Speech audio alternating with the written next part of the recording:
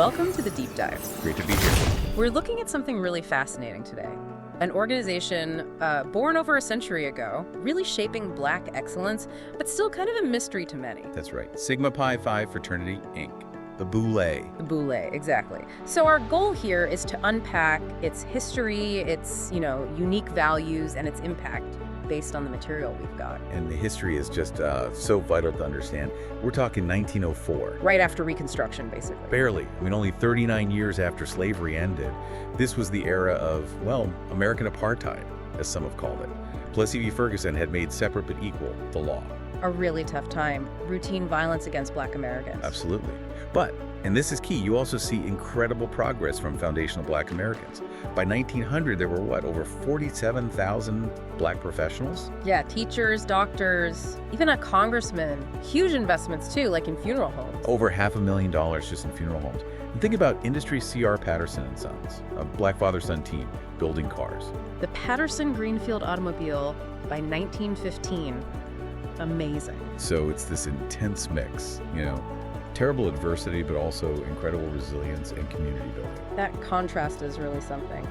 So within that context, what ideas were floating around? Things like the talented 10th. How did that play into the Boulés formation? Well, it's interesting because the talented 10th, everyone thinks Du Bois, right? 1903. Right. But the term actually came earlier, 1896, from Henry Morehouse with the American Baptist Home Missionary Society. Oh, really? What was his angle? He was basically trying to distinguish his liberal arts programs from vocational training.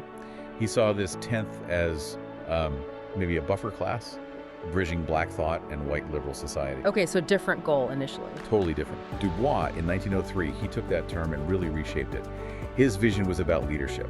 That 10% educated and trained would uplift the entire Black population. Not a buffer, but empowerment.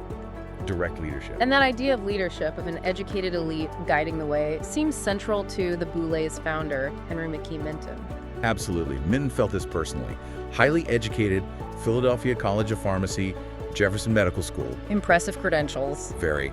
But still excluded from white fraternities just because of his race.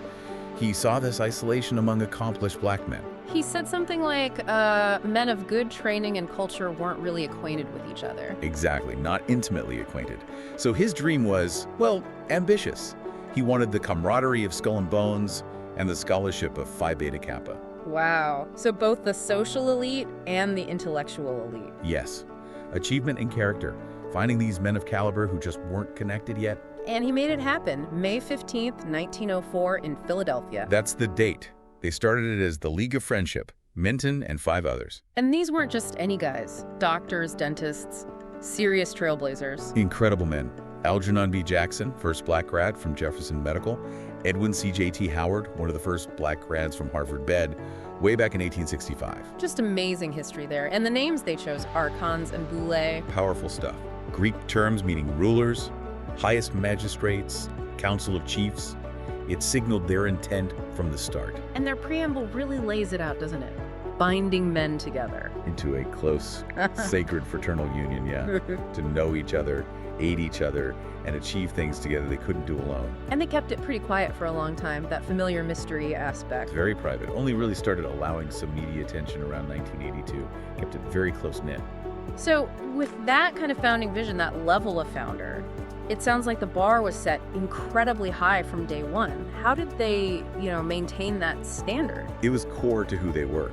You look at Archon Carrington Lewis Davis's writings. The resplendent spirit of Sigma Pi Phi. That's the one. He talked about needing this specific organization because other groups, frankly, could lead to infighting, implacable hostilities, even duplicity. Ouch. Yeah. And he used this really strong analogy. Sigma Pi Phi, he said, always picked only the very best fruit on the vine. Contrasting it with others who chose the low-hanging fruit, or even the discarded ones, started rotting. Very direct. Wow. So exclusivity was paramount, and they had principles to match. 5 golden principles: fidelity, honor, discretion, fortitude, and faith. They wanted men who were manly, trustworthy, sympathetic, true to those values. Able to keep confidences, maintain a good reputation. Exactly. Davis basically said, every Archon is a gentleman or has no business in the Boule. Simple as that. And the membership process reflects that commitment, right? It's not like you just fill out a form. Not at all. Strictly invitation only. You cannot apply, period. That right there is a huge filter. Keeps out the riffraff, as the source puts it. It does. And internally, a strict code. No politics in the negative sense. No selfish ends, no unfairness, no cable and wire pulling. Just focus on the group's purpose. Precisely. Unity, shared goals, not jockeying for position. This focus on character, it seems to go deeper than just, say, professional success. Archon Thomas J. Kraft Sr. raised a point about being truly well-educated. Yeah, that's a fascinating perspective. Kraft saw more people of color getting degrees, getting into professions, which was great. Right. But he questioned if they were truly well-educated in a broader sense. He felt sometimes social grace, refinement, that was lacking. He contrasted it pretty harshly with The often atrocious social intercourse associated with the uncultured black underclass. Very strong words. Indeed. So for him and for the Boulé, The core belief was simple. The worth of an organization is defined by its members. And their main job, their categorical imperative, was to know the best of one another and live up to being Archons men of wisdom and honor. It wasn't just skills, it was deportment. how you carry yourself, which connects to this concept of candidate zero. That sounds ominous. It does, and the source is clear. It's not one person, it's an archetype of an attitude. A wolf in sheep's clothing. Exactly, spreading destructive influence like a virus. Ah. And this archetype, sadly, was seen as contributing to negative things in other Black Greek organizations. Things like coarse behavior, toxic masculinity, hazing. Right. But the Boulé, remarkably, with maybe a few poor membership decisions here and there, mostly managed to protect themselves from that influence. How? Through that intense selection process. It has to be. Invitation only, highly confidential, opaque mystery. You need approval from most members. It's not just about keeping bad apples out. It's about building a culture that actively resists them. I think so. A culture so strong in its principles that those destructive elements just don't find fertile ground. So if you get that invitation, you're automatically seen as part of the educational elite. Vetted for achievement, yes, but critically for character and fit. So you have this growing, elite, carefully selected group across the country. How do they stay connected, stay on the same page over the decades? The main vehicle was, and is, the Boulé Journal. Their quarterly publication started way back in 1912. Wow, over a century of publication. Indeed. Archon Carrington L. Davis oversaw the first one. Archon Ralph V. Cook designed the second. Its mission was clear: cover all matters beneficial and informative to all Boulé members. So articles, social action reports, member news. Accomplishments, profiles of new Archons, obituaries, you name it. Looking at recent issues, you see the range, mentoring programs, remembering prominent members like Calvin Butts, even articles on reparations. It's their internal lifeline. And speaking of connections, there's a significant overlap between Boulé members and the leaders of other major Black Greek letter organizations, the Divine Nine. Oh, absolutely crucial point. So many iconic figures were members of both. Think Dr. King, Du Bois, Ralph Bunche, Whitney Young, all alphas, and also Archons in the Boulé. And others in Omega Psi Phi. Ernest D. Just, Carter G. Woodson, Charles Drew, Benjamin Mays Omegas, and also Archons. It shows the level of leadership concentration. Wiley Branton is a great example mentioned in the source. A perfect example. He gets invited to the Little Rock Boulé in 1954. That's seen as recognition by the Negro elite of Arkansas. And his civil rights work was monumental. Little Rock desegregation. Cooper v. Aaron, the 57 case, huge voting rights work. He led the voter education project, became dean of Howard Law. A giant. And he stayed active in the Boulé. Yes, used it for networking, stayed engaged. And interestingly, he was an Omega Psi Phi frat brother with Percy L. Julian, who became Grandsire Archon of the Boulé. It just shows these tight, influential circles. That really paints a picture of interconnected leadership. So, moving beyond keeping themselves connected, how did this elite group translate their principles into action for the broader community? What's the impact of that? Well, that commitment to service definitely evolved. Back in 1922, you had Archons like Charles Bentley asking, are we just here for meat, drink, and play? Or should we be tackling the serious issues? Exactly. Civic, political, moral problems. That early questioning really set the stage. Today, you see some really exceptional programs. Like the Boulé Scholars. Right, scholarships and mentoring, which is key for college success. Then there's the Parity Base 11 Foundation focusing on STEM careers. Encouraging science and tech. And the Young Adult Career Symposium, supporting early career folks connected to the Boulé family. Plus, individual chapters run lots of local scholarship and mentoring efforts too. And all this is backed by a formal structure, the Boulé Foundation. Yes, set up in 1980, an independent nonprofit, Right. funded mainly by the members themselves and their wives. Shows real buy-in. It does. And its purpose is twofold.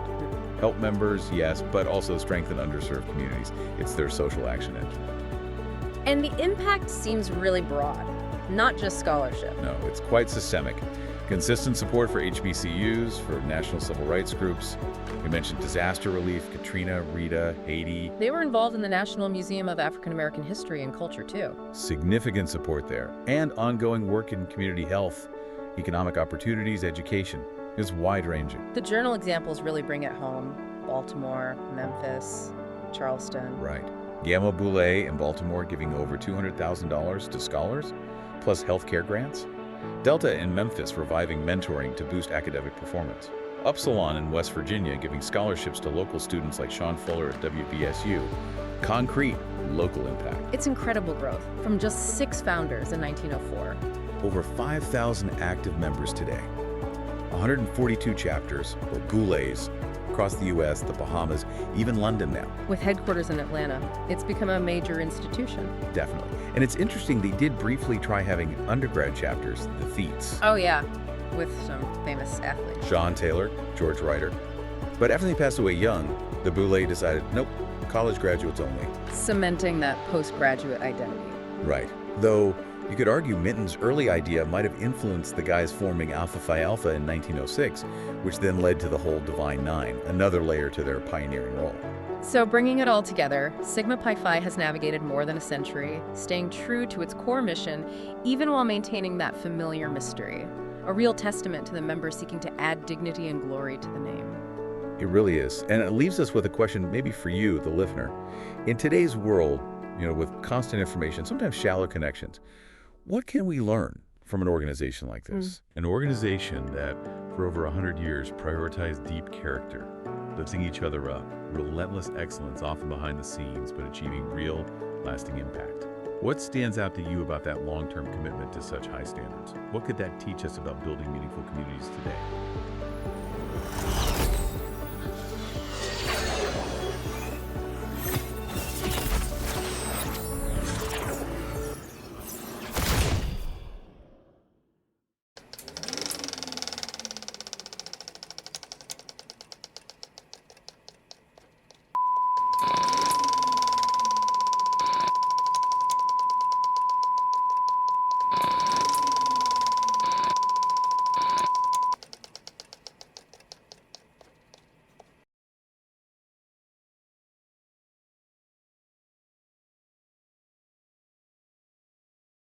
Thank you for listening to this podcast brought to you by Quest Excel Multimedia LLC. If you would like to learn more about Sigma Pi Phi and its incredible rise to prominence in the early 20th century, as well as discover more about the 10 organizations that make up the League of Friendship, inclusive of the Divine Nine, please consider purchasing a copy of Before You Pledge. Essential information you should know about Black Greek letter organizations and the dynamics of pledging in a culture of hazing, by Dr. Michael J. Winfield, with a foreword by J.T. Childs Jr. available on Amazon.com. Or you can leave a message on the message board at www.questexcelmultimedia.com. Please include your contact information, and we will take it from there. Be sure to like, share, and subscribe. Thank you.